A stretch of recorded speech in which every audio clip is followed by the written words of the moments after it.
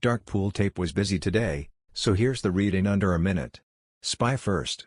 We finished near the mid 660s with size stacked just below.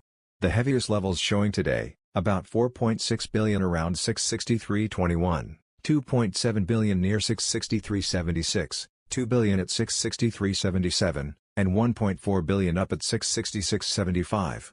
Options flow excluding same-day expirations leaned bearish. Call to put premium came in around 0.68. Net, sellers defended small pops, and the 663 shelf will be my pivot. Lose it and we likely retest the high 650s, hold it and we can squeeze back towards 667. QQQ next. Big support showed up around 599 to 600, roughly 1.6 billion at 599.55, plus 600 241 and 599.12 added another billion plus combined. Non-zero DTE options leaned modestly bullish with a call to put premium near 1.11. If that 599 floor keeps attracting prints, the path of least resistance stays higher into the low 600s.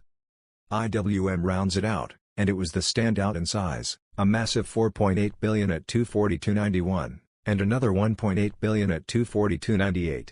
Despite that wall of liquidity, options flow X0 DTE skewed bearish with a call to put premium around 0.4. For small caps, 242.91 is the magnet, above it weakened base, below it, pressure builds quickly. Bottom line, mixed ape.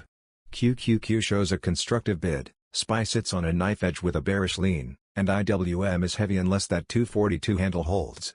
I'll be watching SPY 666.75 and 663.76, QQQ 599.55 to 602, and IWM 242.91.